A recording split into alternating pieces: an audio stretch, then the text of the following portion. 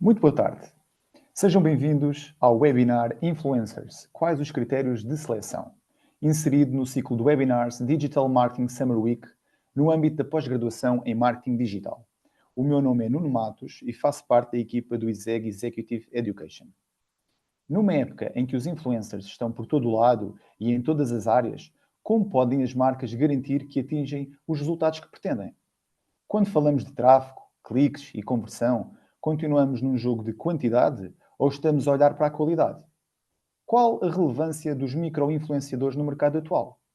O marketing de influência está a perder relevância como alguns defendem? Vamos tentar responder a estas e outras questões analisando casos práticos e os seus resultados. Na sessão de hoje, contamos com a presença de Paulo Figueiredo, resiliente sénior, motivador, adepto da liderança feliz. É atualmente diretor do piscapisca.pt. Após terminar a licenciatura em Economia, iniciou percurso profissional na área das telecomunicações, tendo posteriormente colaborado com empresas nacionais e internacionais em diversos setores como a banca, advertising, aviação privada e marketplaces, onde assumiu responsabilidades nas áreas comerciais, de cliente e de gestão de projetos de informação. A sessão terá uma duração prevista de 30 minutos e ficará gravada. No final, reservaremos 10 a 15 minutos para as vossas questões, as quais poderão colocar no espaço reservado para Q&A. Paulo Figueiredo, passo-lhe agora a palavra. Obrigado, Nuno. Bom dia a todos. Um prazer e, antes de mais, agradecer ao ISEG Executive Education o convite para partilhar aquilo que é não só o use case pisca-pisca, como espero eu que algumas pistas que sejam úteis para quem nos está a ver e ouvir sobre marketing de influência. Eu vou então aqui partilhar uma pequena apresentação que preparámos para esta sessão. Muito bem, que penso que já estarão a ver. E onde a ideia é, de facto, guiar aqui um bocadinho por alguns dos tópicos que o Nuno referiu, mas também referiu o nosso caso específico e depois interagir com todos vocês, não só na parte das perguntas, mas também apresentar algumas das perguntas que nós próprios tivemos e respostas que fomos adquirindo ao longo deste tempo. Portanto, alguns pontos-chave para começar. O piscapisca.pt, que é um marketplace de compra e venda de carros usados, foi lançado em 2020, no dia 2 de março de 2020, que foi o dia do primeiro caso de Covid em Portugal, e, portanto, como imaginam, depois tivemos todo o período de pandemia, e, no fundo, após esse período, 2022, iniciamos a nossa aceleração enquanto marca, enquanto negócio, e o marketing de influência sempre foi algo que discutimos internamente, como é que podíamos usar, o que fazia sentido fazer ou não, e começamos exatamente por aí, que é o marketing de influência pode fazer sentido ou não. Portanto, é muito importante fazer essa análise em primeira mão, perceber como é que o marketing de influência encaixa naquilo que é uma estratégia global multicanal de comunicação e, fazendo sentido, ótimo, então vamos olhar para ele e perceber o que é que pretendemos atingir, quais é que são os objetivos que pretendemos atingir, fundamental identificar o público-alvo que queremos atingir e depois fazer um step back e olhar para aquele já famoso nosso amigo funil de vendas e perceber como é que eu vou definir estratégias específicas para cada um desses componentes do funil de vendas. Porque, de facto, o marketing de influência, que é algo que até há muito pouco tempo se pensava que poderia não ser assim, ou nos primórdios não foi assim, era muito utilizado na fase do awareness, não é? Portanto, ou seja, para divulgar marca, mas ele pode e deve ser utilizado nos diferentes passos do funil de vendas, sendo que temos as estratégias e conteúdos específicos para cada um deles. Portanto, se nós formos aqui ao nosso famoso funil de vendas e aquilo que são as fases normais e tipicamente utilizadas, nós temos a fase de awareness, ou de consciencialização, onde eu dou a conhecer a minha marca e onde eu quero gerar tráfego e visitas. Portanto, sendo uma marca nova, apresentar a marca, como foi o caso do Pisca Pisca, que em 2022 tinha que se apresentar ao mercado, entrava no mercado, tinha um monopolista, portanto tinha uma grande marca com uma grande força de há mais de 18 anos no mercado, e portanto era importante, neste caso, usarmos o marketing de influência de uma forma muito específica, que era, ok, eu tenho que dar a conhecer a minha marca, tenho que dar a conhecer o que é a marca e o que é que a marca faz.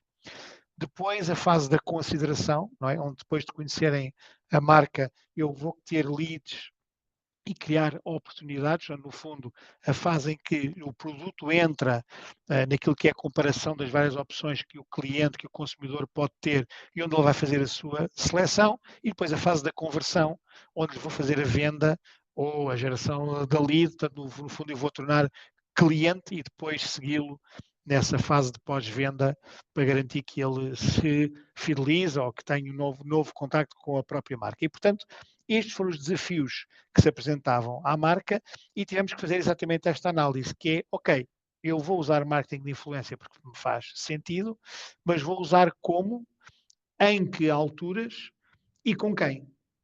E então, partilhando aqui um bocadinho que foi o nosso raciocínio nas várias fases, nós, no diferente ciclo de vida que o Pisca Pisca tem, utilizámos e tivemos aqui alguns embaixadores e parceiros com objetivos muito distintos. Ou seja, ponto número um, era fundamental para um marketplace como o nosso ter uma grande exposição, criar uma grande visibilidade de marca para garantir que tinha um número de visitas suficiente para gerar negócio. E, portanto, sendo um marketplace para open market, portanto, para todas as pessoas que têm interesse em comprar, vender ou trocar de carro, a primeira opção que fizemos foi, ok, queremos aqui usar o que nós chamamos um influenciador macro, alguém com muito peso no mercado, mas que não está associado a muitas marcas, e já vamos falar disso um pouco mais à frente, mas que me dê aqui um selo de garantia de confiança e um pouco quase de exclusividade de apresentar esta marca ao grande público, não é? Ao mass market em geral. E, portanto, a Cristina Ferreira foi a nossa primeira, uma das nossas primeiras embaixadoras, porque, de facto, com os números que tem, era e ainda é a influenciadora com mais número de seguidores no nosso país e, portanto, isto dava-nos aqui já um posicionamento muito interessante, um peso muito interessante daquilo que era o nosso objetivo de atingir nesta primeira fase de awareness. Mas também tínhamos a noção de que temos muito e temos um segmento de car lovers, ou de pessoas ligadas aos automóveis ou mais interessadas em automóveis e, portanto, queríamos também garantir que esse nicho, que esse segmento era servido. Então, o António Félix da Costa, que já estava na altura na Fórmula E, não é? Na Fórmula 1 dos elétricos, e tinha sido campeão do mundo, inclusive, serviu como nosso embaixador para esse nicho, que era car lovers, entusiastas dos automóveis, que percebiam que passavam a ter o Pisca também como referência e com uma figura muito representativa nesse segmento. Complementando depois com o Nuno Agonia, que é um dos maiores influencers de tecnologia, mas também que já tinha tocado em carros, e isto é um ponto importante, que é que a ligação, não forçar a ligação aos carros só porque sim, assim como nós não metemos a Cristina Ferreira a falar de carros, que não fazia sentido, mas sim a apresentar a marca e a dar a conhecer, no fundo, que havia um marketplace novo, o António já com um foco maior naquilo que era conteúdo de carros e o Nuno que já também fazia alguns car reviews e ligado também a esta parte mais tecnologia, mais techie, garanti que também tínhamos presença nesse enquadramento. E, portanto, a Cristina, o António e o Nuno foram as nossas primeiras abordagens para esta parte de awareness, entrando depois já numa segunda fase em consideração. Como o Pisca Pisca, e penso que se recordarão nessa altura, quando lançámos a nossa campanha com a música do Pisca Pisca, que as pessoas já não podiam ouvir, portanto já foi muito conhecida e que estava aqui na parte de trás da nossa cabeça, a ligação à música sempre fez parte do nosso ADN. Aliás, estivemos recentemente novamente no Rock in Rio com a nossa roda gigante com essa ligação à música. A segunda campanha que fizemos, e que já não era de awareness puro, mas de consideração, explicando um bocadinho que o Pisca é um marketplace, ok, mas o que é que eu posso lá fazer?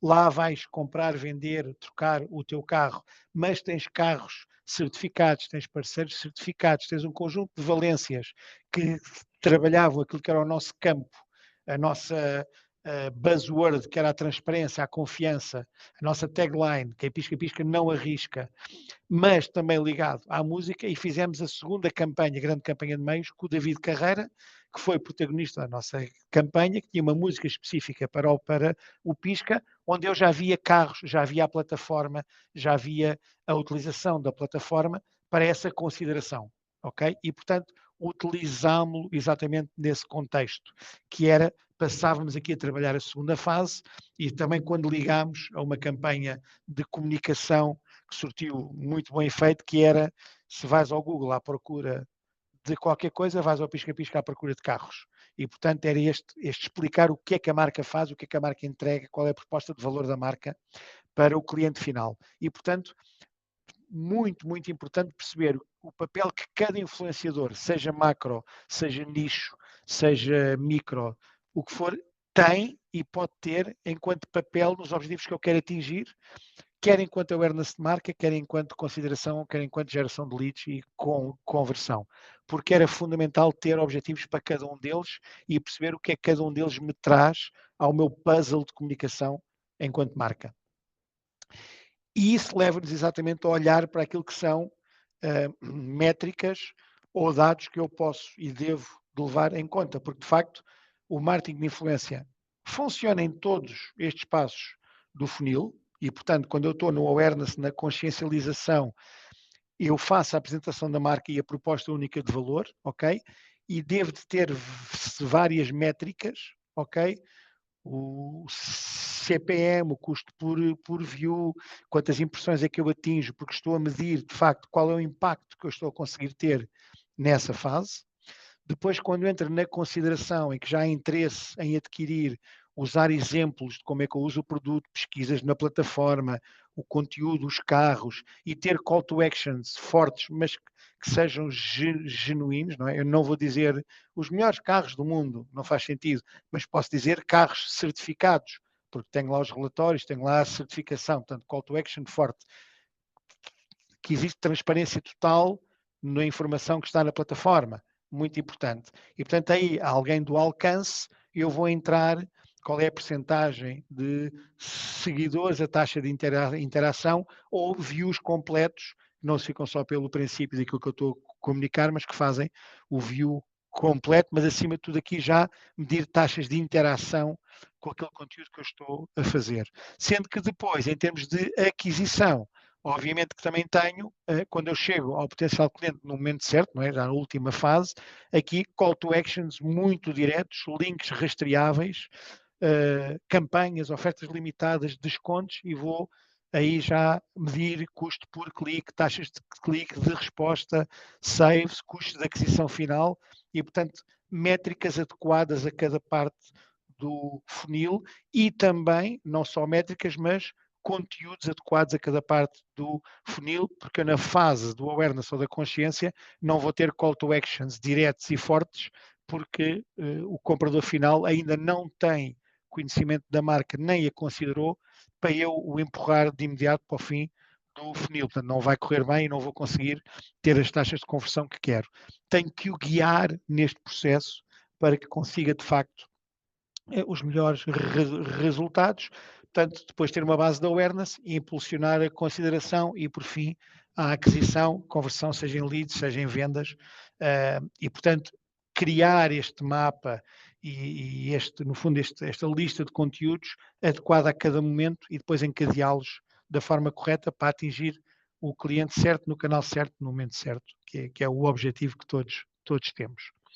E, portanto, leva-nos aqui a alguns KPIs que são chave e aqui medir, a regra número 1. O marketing de influência já evoluiu bastante nesse sentido e hoje em dia já temos, inclusive, quer influências, quer agências de marketing de influência que quando montam uma campanha já se comprometem com determinados KPIs, ou seja, eu já posso construir uma campanha de marketing de influência indicando eu quero este público-alvo com este objetivo e do outro lado receber, ok, então eu consigo este número de views, este número de cliques, este número de conversões mediante este investimento e ter KPIs que me colam isto tudo e que são medidos em real time existem já plataformas que o fazem e, portanto, há esta evolução de não ser só pôr dinheiro e depois aquilo dá awareness e vai dar umas coisas mais à frente. Não, medir em concreto aquilo que me está a ser entregue. Especialmente porque, como nós dizemos, a famosa taxa de engagement, já há muito tempo que não são likes, não é? E, portanto, não é isso que eu quero medir. Portanto, há aqui muito importante perceber os comentários, as partilhas, qual é de facto a interação que existe. Não é alguém que me põe um like num determinado conteúdo, não, eu quero perceber se há interação com aquele conteúdo e qual é que é essa interação e como é que eu posso alimentá-la para criar essa ligação ao consumidor final. Garantir que o nicho do influenciador está muito alinhado com o segmento que eu estou a trabalhar ou com a fase do funil. Isto é muito importante. No estudo recente, a marcas que usam marketing de influência, 76% dos inquiridos disseram que isto é um fator decisivo. Okay? Portanto, tem que haver aqui também uma ligação à marca. É um bocadinho, não vou pôr um influenciador de beleza a falar de carros, porque não faz sentido, mas posso pôr um influenciador que fala de dicas de poupança a falar de como poupar a comprar um carro, como poupar a fazer um seguro. E, portanto, há aqui um alinhamento que depois é muito importante ser garantido ou alimentado pela qualidade do conteúdo feito. E a qualidade do conteúdo feita tem muito a ver também com o tone of voice, que o tom da marca e o tom do influencer fazem sentido. Não ter alguém que não tenha esse alinhamento de marca ou com a marca, porque pode haver aqui uma distorção, não é? Não ter aqui uma sintonia entre o tipo de conteúdo que aquele influencer faz e aquilo que a marca necessita ou tem enquanto tom de voz ou quanto posicionamento de marca, e portanto depois claramente quem está do outro lado percebe que aquilo não cola, que é forçado, e portanto esta parte é muitíssimo importante.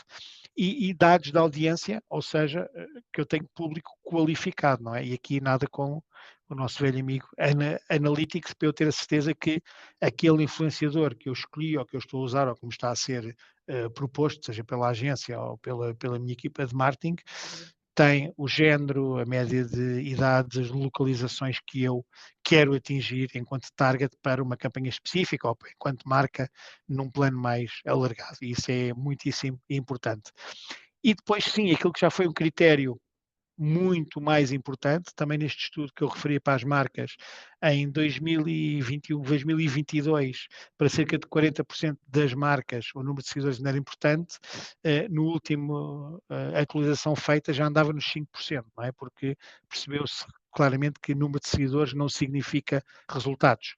E daí, também como o Nuno referiu na introdução, cada vez mais a utilização de nano e micro influenciadores em quantidade, porque me garantem que eu estou a falar com o público que quero, no contexto que quero, e portanto os resultados são muito interessantes e muito maiores, a maior parte das vezes, do que fazer uma comunicação canhão, especialmente se não estou na fase da awareness, já estou na fase mais de consideração ou de conversão. E, portanto, estes 5 tópicos são fundamentais para eu ter um match, para garantir que a minha estratégia de marketing de influência, que está englobada e deve estar englobada na minha estratégia de comunicação global, faz sentido, traz resultados e me permite, enquanto marca, não só ter o retorno que é fundamental, mas garantir que de facto existe alinhamento e que isto é um projeto, que é a última nota que vos queria dar antes de passar à fase de perguntas, que isto não é uma ação one shot, ou seja, deve de existir uma estratégia de continuidade e a médio e longo prazo para que o comprador, consumidor final, perceba que de facto isto tem um contínuo, não é aqui uma campanha, uma ação one shot, onde eu vou fazer uma campanha com um influenciador e desapareço do mapa, não. Quer as partes do funil assim o obrigam que haja continuidade e deve de existir, mas que a própria marca tem este canal como relevante e que continua a trabalhar, se possível, com os mesmos, ou ainda acrescentando influenciadores que façam sentido à estratégia que está a fazer, ou um produto novo que vá lançar, mas que tem continuidade. E, portanto, uma estratégia de médio e longo prazo para o marketing de influência dentro daquilo que é a estratégia de comunicação global. E era isto que tinha para partilhar convosco, para permitir que existissem aqui perguntas e respostas. Portanto, pararia aqui a partilha dos slides, estando disponível para responder ao necessário. Muito bem. Nós temos aqui já uma questão no espaço aqui, o ANEI. Uma questão, Paulo, é a seguinte: para fazer o contacto com os influencers, usaram alguma plataforma ou contactaram diretamente? No nosso caso, nós utilizamos a nossa agência de meios, embora já haja hoje em dia várias agências que agregam influenciadores e que prestam esse serviço, com a vantagem de que nessa discussão com a nossa agência de meios podemos definir a estratégia, lá está, que queremos aplicar naquele dado momento, e eles nos podem apresentar uma solução de influenciadores que faça sentido para aquele produto, para aquela campanha, para aquilo que eu quero comunicar. Portanto, no nosso caso, e para quem trabalha com agências de meios, a recomendação seria essa. Muito bem. Outra questão que é feita é: algumas marcas, como a L'Oréal, utilizam um foco muito intenso num só influencer. Por que decidiram utilizar vários? Isso tem muito a ver com aquilo que é a estratégia que as próprias marcas definem. Muitas marcas vão para além do influenciador e têm a mesma figura do embaixador, não é?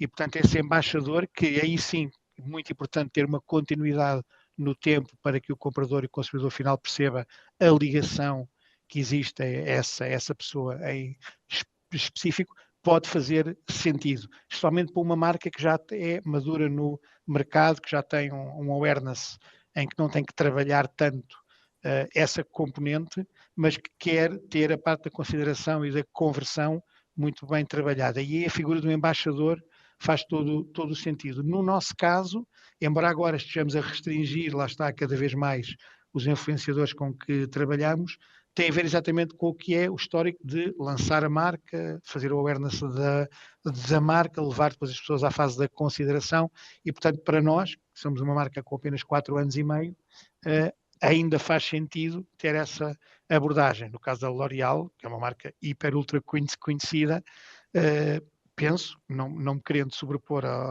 àquilo que é a estratégia da marca e não conhecendo a fundo, que essa questão de ter o embaixador L'Oréal, inclusive faz aqueles concursos da NAN, do cabelo, etc. Portanto, é muito específico porque faz sentido no contexto que a marca tem. Temos aqui uma dupla questão. Portanto, qual a melhor forma de verificar a potencialidade de colaboração com micro-influencers e trabalhar com mais criadores versus criadores maiores? Traz mais resultados? Isso é uma excelente questão, isso é quase a $1 million question, porque nós já experienciámos um bocadinho ambos os lados. Neste momento estamos a fazer uma aposta também forte em micro e nano influenciadores, porque já estamos nessa fase, que é numa fase onde a consideração e a conversão precisa ter um enquadramento que faça sentido e, portanto, temos feito esse trabalho, mas retorno ao meu ponto prévio. Eu acho que tem muito a ver com aquilo que são os objetivos que a empresa ou a marca quer atingir, porque se tem que dar a conhecer uma marca versus vender um produto, um serviço, tem uma campanha nova, pode ter esse enquadramento. Daí a importância de fazer este step back e a análise que é o que é que eu quero promover, que resultados é que quero atingir e depois aí sim definir se a estratégia passa por micro, nano influenciadores, tocarem na parte do conteúdo, que é uma parte muitíssimo importante. Cada vez mais a criação de conteúdo que depois tem embebido esta ligação à marca ou à conversão funciona e existe cada vez mais, muitíssimo importante, não só conteúdo vídeo, como conteúdo escrito, muito importante ter todo esse ecossistema montado, mas aí tem muito a ver com importante definir o que é que eu quero atingir para depois definir o como. Ok. Outra questão que temos: por vezes há muita impaciência face a resultados por parte de quem contrata membros de equipa de marketing, principalmente em pequenas empresas. Sendo que o processo das estratégias também tem muito uma vertente de ir executando propostas e aprendendo, hoje dizem muitas vezes que as redes sociais são uma aprendizagem constante. 200%, ou seja, e o desafio, especialmente das empresas mais pequenas, é exatamente esse que é. Nós não conseguimos fazer uma campanha que tem resultados imediatos e é um sucesso. Se acontecer, ótimo, fantástico, mas há aqui todo um processo de aprendizagem que de facto é muito importante ter, daí a tal consistência de ser uma estratégia a médio e longo prazo e não ser apenas one shot, porque ao querer resultados imediatos eu posso cair na tentação de fazer uma campanha específica grande que depois, se não corre bem, eu vou ter grande dificuldade em continuar com este canal enquanto opção, não é? E de facto pode fazer sentido na estratégia global. Portanto, sim, muito importante medir, muito importante definir KPIs para serem atingidos e se não são, perceber o porquê e melhorar na campanha seguinte, mas de facto é o desafio de ter consistência na abordagem para garantir que vamos melhorando e atingindo os melhores resultados possíveis. Portanto, percebo o desafio, mas é de facto, a aprendizagem tem que ser constante, porque as redes sociais estão numa evolução constante. Muito bem. Temos também aqui uma questão. Tendo em conta a análise dos KPIs, fazem algum fine-tuning na estratégia durante o ano? Se sim, qual a frequência? Fazemos mensalmente, no caso daquilo que é os nossos canais digitais, porque sim, porque é fundamental, porque existem ou acontecimentos, ou desvios, ou reações de concorrentes, etc., que fazem com que seja necessário fazer essa afinação nos vários canais. E às vezes até pôr mais pressão num canal, retirando do outro, para garantir que os nossos KPIs mensais de tráfego, de visitas, de geração de leads e de conversão são atingidos. Portanto, nós, no nosso caso, temos reuniões semanais com as nossas agências, onde fazemos o acompanhamento dos resultados e vamos definindo a estratégia à frente, tendo uma estratégia anual, depois se transmite uma estratégia trimestral, que depois define uma estratégia mensal e que é acompanhada semanalmente. Também é muito importante não estar todas as semanas a mudar, a fazer alterações, porque senão não conseguimos medir impactos, não é? Portanto, daí que ter pelo menos ali o período de um mês para ver o que é que a nossa alteração gerou, mas esse acompanhamento é fundamental. Perguntam-me também, no fundo, quais os KPIs a considerar na era da inteligência artificial nas estratégias de marcas utilizando influencers. Sim, aqui a inteligência artificial traz-nos um layer completamente novo e que ainda estamos aqui um bocadinho a descobrir, mas de facto existem já ferramentas em que a inteligência artificial tem plataformas ela próprias que faz a otimização que nós estávamos a discutir, que às vezes é necessário, e que faz essa otimização com call to actions diferentes, imagens diferentes, conteúdos diferentes. Portanto, isso vai ser, eu diria que um superpoder que as equipas de marketing vão ganhar e que vai facilitar muito o trabalho, embora seja preciso um grande acompanhamento e afinação, porque não é one fits all, mas começam de facto já a aparecer plataformas que nos vão ajudar a fazer este trabalho muito mais rápido, muito mais célere, que vão processar os dados que nós às vezes demoramos algum tempo a perceber, até tendências, e que permitem reagir de forma muito mais célere. Portanto, eu costumo dizer que se este mercado era acelerado, ponham o cinto, porque isto vai acelerar ainda mais e, portanto, as equipas vão ter que ter uma capacidade de reação e de acompanhamento muito grande. Muito bem. Antes também perguntado, quando fala de nano ou micro influenciadores, refere-se a que tipo de perfis em termos de número de seguidores? Que tipo de central topics acredita que são abordados pelas nano ou micro influenciadores mais relevantes?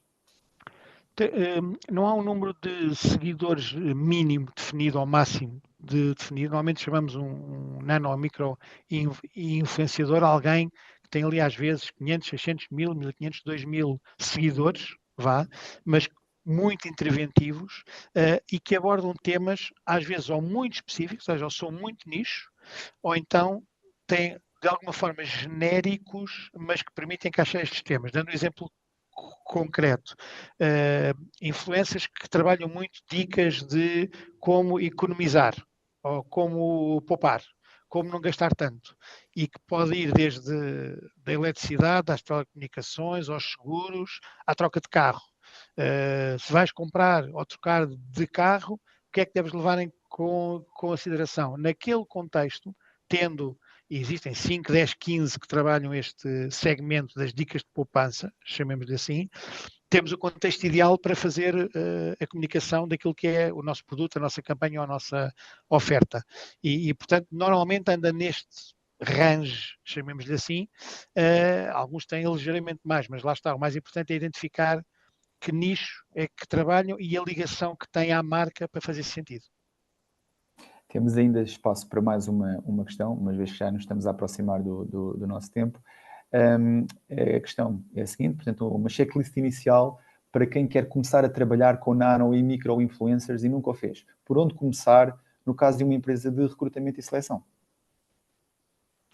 Exatamente, voltamos ao princípio da apresentação, que é, ok, que objetivos é que eu quero atingir, é dar a conhecer a empresa, é gerar, que considerem a minha empresa quando estão outras empresas a avaliar esse processo, é atrair candidatos, portanto, definir o objetivo, a partir daí definir como é que eu vou atingir esse objetivo, os KPIs devem ser adequados, lá está a tal fase que eu quero atingir, neste caso no funil de atração ou de conversão de candidatos ou de geração de leads para as empresas e depois perceber que influenciadores micro, nano, médios, o que seja, que fazem sentido eu ter na minha estratégia global de comunicação e aí perceber, por exemplo, existem alguns que já falam em dicas para melhoria de vida, como é que eu mudo de emprego, inclusive em alguns de saúde mental, onde as pessoas estão em burnout